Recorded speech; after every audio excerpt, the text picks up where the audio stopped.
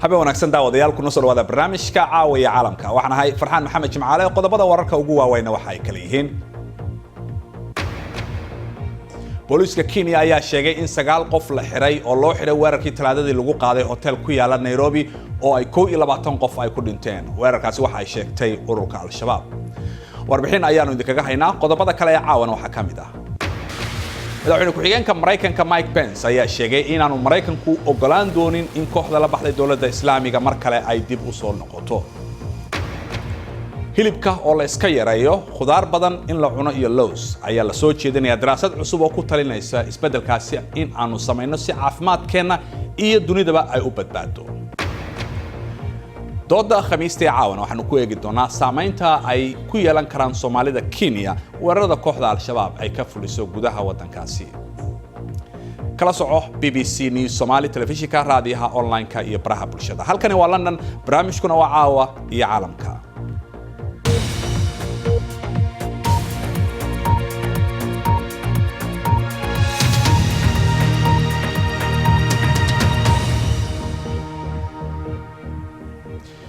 waxaanu ku bilaabaynaa dalka Kenya inta la og yahay 22 qof ayaa ku dhintay weerar ay koox dableeyahay ku qaaday hotel caan ah oo ku yaala magaalada Nairobi waxa la sheegayaa in dadka halkaasi lagu dilay ay kamid ahaayeen 2 qof oo u kala dhashay dalalka Britain iyo Mareykanka kooxda Al-Shabaab ee ka dagaalanta Soomaaliya ayaa sheegatay mas'uuliyadda weerarkaasi oo dhacay maalintii Talaadada Aisha Afrax ayaa noo faahfaahinaysa weerarka kadib aaska dadkii dhintay ayaa bilowday inkastoo tirada dhimashada ay sii kordhayso weerarkani dad badan ayuu ka careysiiyay haddaan nahay Soomaalida Kenya waan dhaleecaynaynaa weerarka argagixiso waxaan sidoo kale nahay dhibanayaasha weerarka argagixiso waxaan Kenyaanka ka doonaynaa inay fahmaan in argagixisadu ay cid walba saamayso weliba si aan kala soc lahayn waa inaan kulligeen ka soo horjeesanno bulsho kasta iyo diin kastaba dadkii ka badbaaday dhibaatada ayaa weli xasuusanaya Ronald Engeno wuxuu noo sheegay inuu suuli ku dhuumanayay 12 saacadood oo uu ka rajo gabay nolol kadibna fariin macsalaamo ah u diray qoyskiisa waxaad ka fikiraysaa cidda daryeeli doonta carruurtaada haddii aadan adigu halkaa joogin yaa bixin doona lacagtooda iskuulka yaa la joogi doona xilliyada gaarka gaar ahaan marka ay dugsiga sare dhameeyaan ama xilliga ay guursanayaan muuqaalada kaamarooyinka dhismaha ayaa laga arki karaa sida uu weerarku ku bilowday mid ka mid ah nimanka dableyda ah ayaa qarxiyay jaakad ay walxaha qarxa ka buuxaan halka ay kuwii kalena xabad ka fureen kadibna jahawareer ayaa bilowday oo ku abuuray dadka cabsi kuna kalifay kuwii baxsan kara inay baxsadaan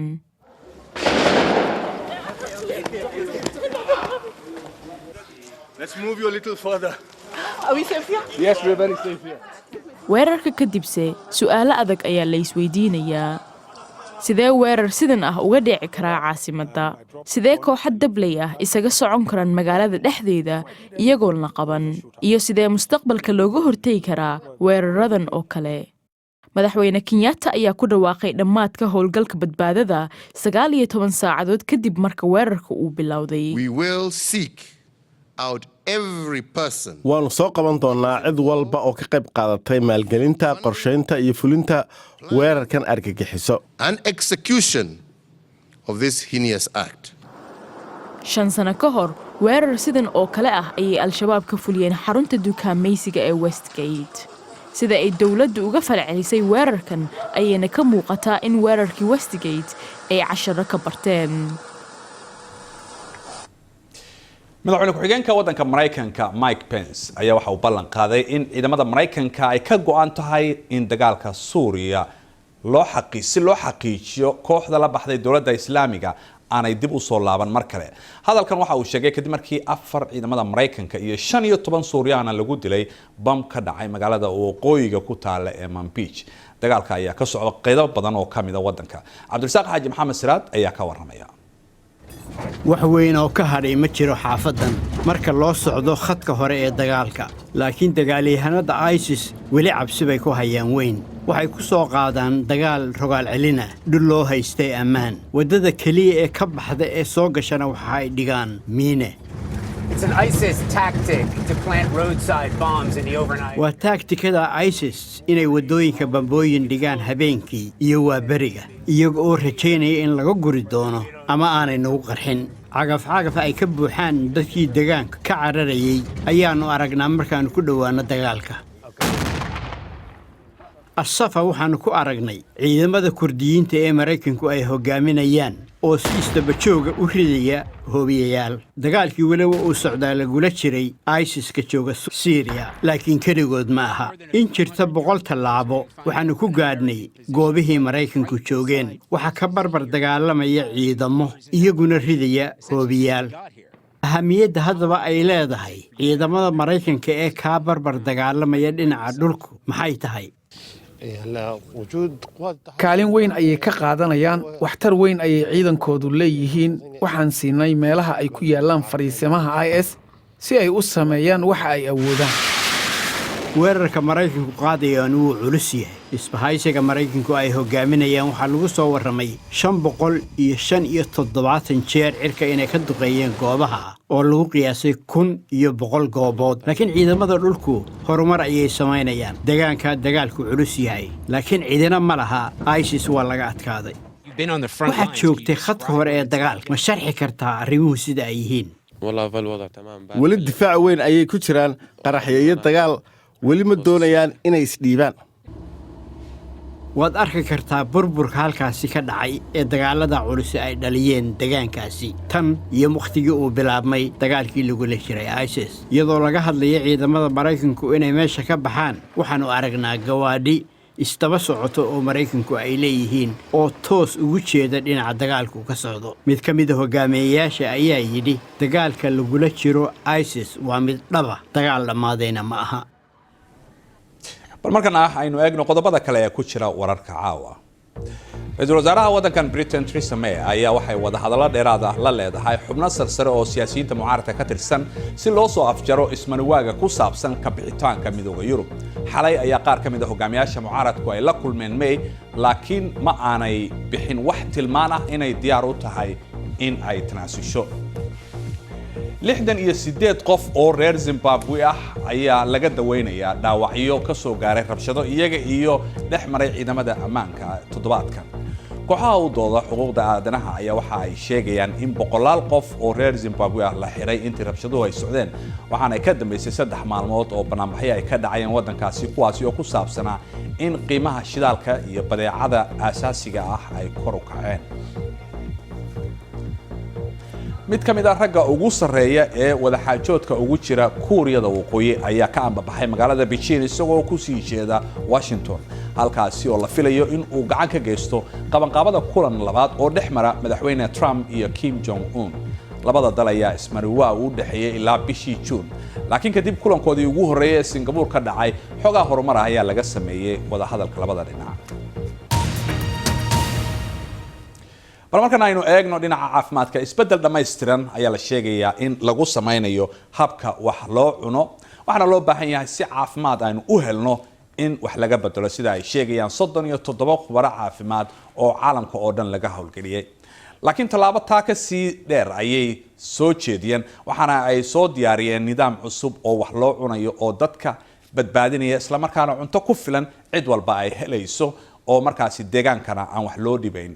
in la eego cuntada aynu cunayno waa muhiim waayo dadka caalamku waa uu sii kordhaya marka la eego tiradiisa waxaana uu gaarayaa 7.8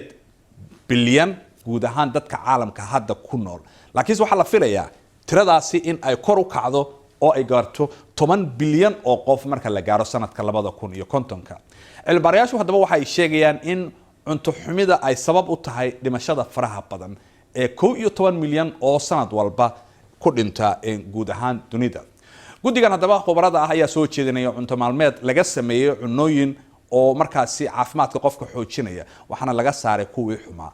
warka fiican ee ay maqli karaan dadka hilibka cunaana waxa weeye in hilibkii gabi ahaanba aan meesha laga saarin waa kan Cabdiraxmaan Bidhaan oo noo faahfaahiya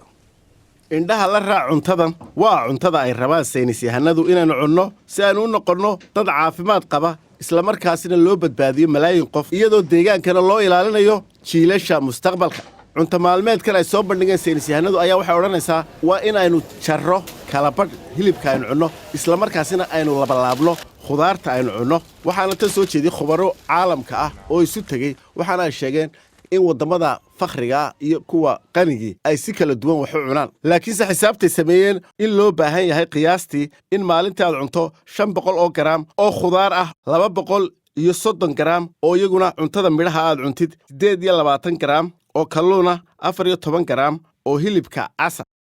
Let me make it a little more concrete. aan isku dayo in aan qiyaas sugan kaa siiyo waxay u dhigantaa hal hambeegar toddobaadkii ama hilibka busteekiga ah bishii sidaa daraaddeed lama joojinayo hilibka cas sida aargoosatada oo kale ayuunbaa laga dhigayaa waan jeclahay laakiin inta badan ma helo tani waxa weeye sababta ay saynisyahanadu u rabaan inay dib u qaabeeyaan sida aynu wax u cunno meelaha qaar nidaamka cusub ee waxbeerashadu waxa uu wax ka beddelay deegaankii waxaa kaloo saynisyahanadu sheegeen in loo baahan yahay in la siiyo mudnaan cuntada la daadiyo iyo sida loo beero cuntada nafaqada leh aynu u baahannahay laakiinse hore ayaanu u maqalnay cunto caafimaad ha la cuno su'aashuse waxa weeye caalamku ma isku raacayaa inuu isku wax cuno mar walba waxaad nagala socon kartaa BBC Somali Facebook fadlan waxaad raadisaa BBC News halkaasi oo aad ka heli doonto muuqaallo falanqayn dheeraad ah iyo wararka ugu waaweyn si aad u hesho kuwii ugu dambeeyay ee Soomaaliya caalamkaba waxaad nagala socon kartaa boggayaga BBC Somali Twitter iyo waliba Instagram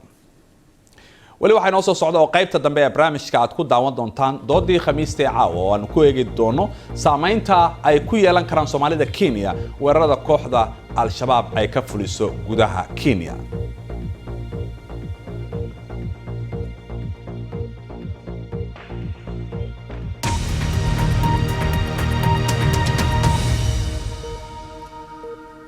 wali waxaad daawanaysaan caawiya caalamkan waxaan ahay Farxaan Maxamed Jimcaale balan xasuusiyo qodobada wararka ugu waaweyn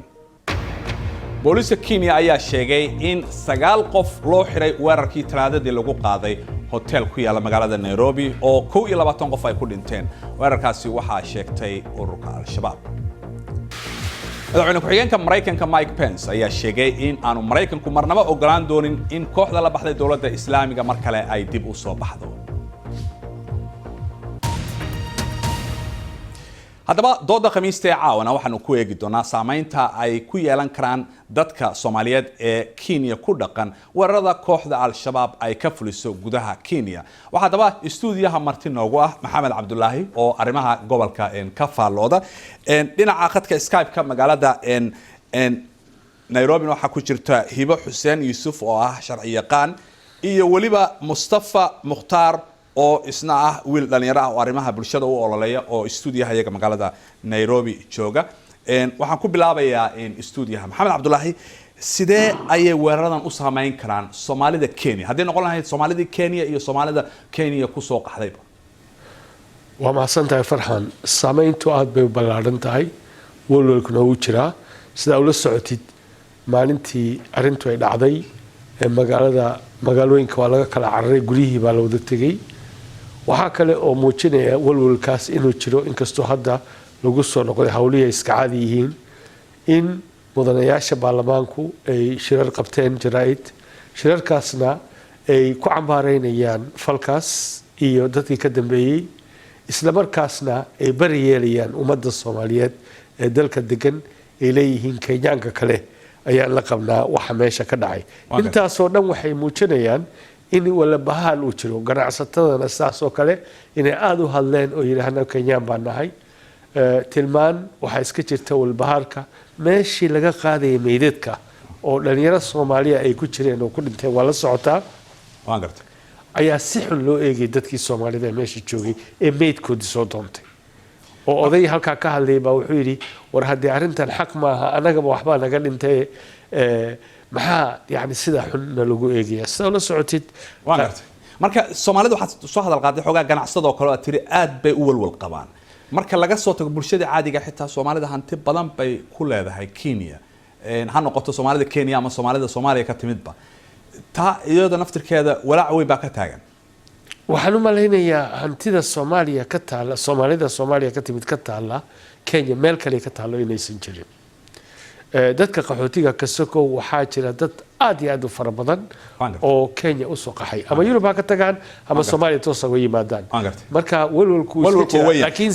in la boobiyo meesha ma taalo oo wadanka sharci baa yaal hibo Xuseen Yuusuf baan soo galnay qadka hibo adigu waxaad tahay gabar sharci yaqaan waliba markii ay dhacday weerarkan oo kale Westgate waxay dadkii u oleynayay marka waxaan oo kale markay yimaadaan maxaad sameeysan ma jiraan meel aad isugu ururisaan dadkii oo aad ama codkiina ku gudbisaan badana dadka Soomaaliyeed wadanka ku nool oo akhristeen waxay sameeyeen social media campaign waxa la dhahaa social media la isku imaadaa dadka waa la hadlaa badana dadka Soomaaliyeed markay waxaan oo kale ay dhacaan way cabsadaan walwal bay ku jiraan shaqo ma aadaan aniga oo kale marka daraad oo kale markay ay dhacday weerarka uu dhacay shalay shaqo ma aadin because waa cabsanayay Uber ma qaadan kartid public transport ma isticmaali kartid dadka social media daafeers oo Kenyaanka ah oo Soomaalida ahayn waxay leeyihiin iniga Soomaalida iniga wadanka ku nool wadankiina ku noqda iniga dhibaatooyin kulli noo keenteen inkastoo ay Soomaalida ay cabsato badana dadka anaga wadanka ku nool oo Soomaalida ahaanta oo akhristeen dadka Soomaalida inaan la hadalno oo yani dadka akhristo waxaad ka wadaa dadka wax bartay dadka wax bartay oo social media ku jiro social media aan isticmaalnaa oo dadka u sheegnaa inta meeshan oo kale mani fiicno inta kale hamarina ID-gina wata meeshan markaad aadaysiin dadka iska ilaaliya inkasta aad Kenyaan aad tahay oo document-kaadan aad wadatid waad cabsanaysaa dadka maskuubtid nin walba cadow ka dhiganaya soo anaga dadka akhristeen camal social media isticmaalnaa dadka waan u sheegnaa siday laakiin ka waran waan fahmay laakiin qofkan haysan internet ka waran amaba aan social media aqoonin oo oday iska waayeelaho magaalada jooga maxay yeelayaan kuwaas dadkaas oo kale waxaan oo kale markuu dhaco dadka oo ku nool magaalada oo kale Nairobi aan anaga ku noolnahay dad oo waalidkeena waxay ku nool meel Gaarisa la dhaho Soomaalida u badan marka holiday aanu aadna dhinacaas dadku waan la hadalnaa like dadka xaafadda joogaan aan la hadalnaa is ilaaliya waa ku dhahnaa document-kiina wata waa ku dhahnaa qof hadda guriga ijaaraysa oo kale ta oo aad aqaanin inaad ogaato waa qofka intuu ka yimid dadka meesha ku dhamaanayaan dadka Kenyaanka kale ma ahan even kuwa Soomaalida xataa meesha ku dhamaanayaan soo dadkiina u sheegtay inay is ilaaliyaan ayaa loo baahan yahay hibo waan kugu soo noqonayaa adiga Maxamed waxaan jeclahay inaan soo galiyo qadka Mustafa Mukhtaar oo isna joogay studio ayaga Nairobi waxa tahay Mustafa dadkii dhalinyaradii waxa dhibaatada geystay ama weerarka inta badan lagu eedeeyay waa dhalinyaro ma aha dad odayaal ah marka adinku sidee marka arrintaas si gaar ah idin taabanaysaa farxan horta waa mahadsan tahay nagu soo caasuntay stuudiyaha mid labaad waxaan kaga tacsiyeynayaa eheladii ku waxyeeloobeen khaasatan dadkii xataa meesha ku dhintay waxaa ka mid ahaa nin aan isgaranayno xitaa aan dugsi sare isla soo dhiganay ayaa ka mid ahaa Cabdalle Allah u naxariisto kuwii kale ku dhaawacmana Allah u booga dhayo midda labaad horta farxaano waxaad ogaataa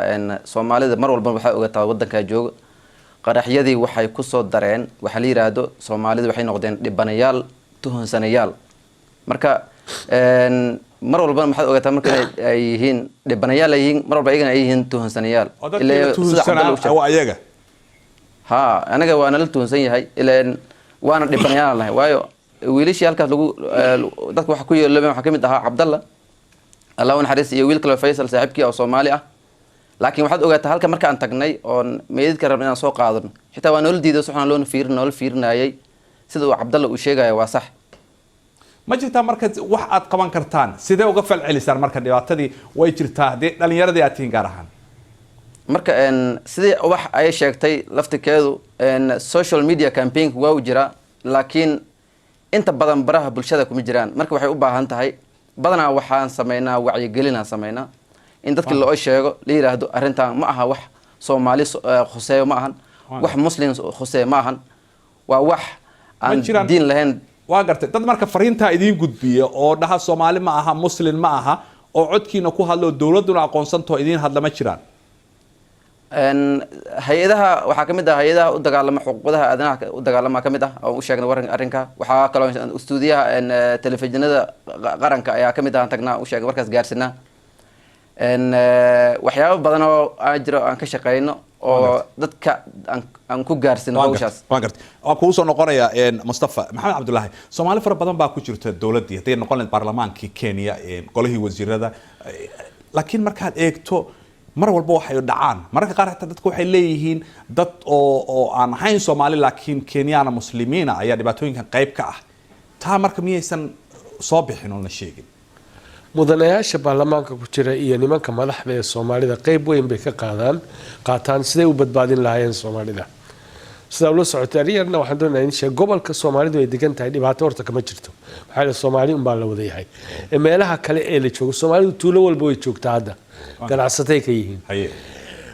dhibaato marka magaalada Nairobi iyo Mombasa magaalooyinka waaweyn si gooniyay bay ugu baahsan yihiin marka wal socota qaayada jirtay la oran jiray soo baxay oo propaganda ahayd muslimka oo dhan ma aha argagixiso laakiin argagixisada oo dhan waa muslim macnaha waxa weeyaan Soomaalidu argagixiso ma wada aha laakiin argagixisada wadanka joogto oo dhan waa wada Soomaali ayaa la leeyahay inkastoo niman Afrikaan ay soo galaan marka dhibaato weyn bay ku haysaa waa la socotaa arinta talaabada hadda Kenya ay qaaday oo kale waxa weeyaan gidaarkan weyn ee hadda la dhisayo ee u dhaxeeya Soomaaliya iyo Kenya taas waa dhibaatooyinka ka yimid gidaarkaas marka waan gartay su'aal marka waxa xal arinta noqonaysa ayaan ku soo gabagabayn doonaa waqti badan nooma harin waxaan jeclahay Hiba Xuseen inaan soo galiyo Hiba waxa tiri banaankan u bixi waayay uu barbar raaci waayay dhibaatooyin si gaar ah adigu ku taabtay inkastoo qof qareena aad tahay oo sharcigiina yaqaan ma jiraan dadka badana markaad baaska raacayso mise uberka aad raacayso su'aalaha ay ku weydiinayaan aad ka fahmi kartaa inay cadow ahaan ay ku fiirinayaan adiga naftirkaada wada cabsanaysaa because haday ku dhahaan Soomaalida dadka maxaad u laaysiin wadankiina ma ku noqotiin mana cabsanayaan way ku weydiinayaan adigoo gaariga ku jirto maxaa laga yaabaa baaska dhan adiga kala xigna Soomaali meesha ku tahay laakiin hadaad u sheegto aad tiraahdo anigu Kenyan baan ahay Mandera ku dhashay ama Garissa ama Nairobi baan ku dhashay maxaa wadankan xagan u laabtaa badana waa sameeyay xil wadankiina ku laabtaa waxaan ku dhahaynaa anaga meeshan lagu dhalo ID-ga aad haysto waan haystaa dadka anaga ma dhahayno al-shabaab shaqo kuma sameynaysa dadka ilaanaysa anaga dadka Soomaalida terrorist ma ahan waa u sheegnaa waa la hadalnaa balse wixii ku jiraan aqligooda iyo sidii dadka Kenyaanka ay Soomaalida u arkaan maxaa waaye wax waqti u qaadanayo oo in loo sheego maalin iyo maalin kasta ilaa marka maxaad is leedahay xalku uu yahay marka waqti badan ma haysano maxaad soo jeedin lahayd tala ahaan si kooban waxa soo jeedina dadka Soomaalida waxaan dhihi lahaa dadka inay xaqooda inay ogaadaan iyo ficnaan lahayd abukaati ahaan waxaan dhihi lahaa dadka Soomaalida dadka Kenyaanka ma digno because dastuurku ay ku qoran tahay inaad Kenyaan aad tahay ina cabsto ma ihid inaad ka cabsto waan gartay Mustafa siinay adna Mustafa hada soo koobto waxaad leedahay xal kuu yahay midda koowaad farxano waxaad ogaataa horta Soomaalida ayaga ka qayb ah waayo markii qarax uu dhaco ama howl kale noocaas oo yimaadaan waxaad aragtaa Soomaalida oo dukaamada xiraayo oo maxaa la yiraahdaa oo dhahayo anaga muslimaan ahay argagixisma ahi waxaas ma loo baahna waxa loo baahan inaad doorkaada ka qaadato aad tiraahdo aniga ma khuseeyaan baaritaan hala sameeyo hala ogaado qofkii hala ogaado leedahay Mustafa waa maasantahay Maxamed adaan ku soo gabagabaynayaa waqti badan ma haysan xalku waa Soomaaliya haye Soomaaliya oo arinta ma taqaan laga dhameeyo haye Soomaaliya mise Soomaaliya hadii argagixisada xagee ka timaada haye Soomaaliya Kenya wali way joogtaayo may way ciidamada wadanka ku sugan way yimaadaan wadannada ciidamadu ay joogaan way fara badan yihiin Itoobiya Djibouti aad baad maasantahay Maxamed barnaamijka intaas ku soo gabagabaynayna adiga asxaabta waan idin mahad celinayaa intaanu mar kale dib u kulmayna habeen dambe waxaan leenahay sidaa nabadgelyo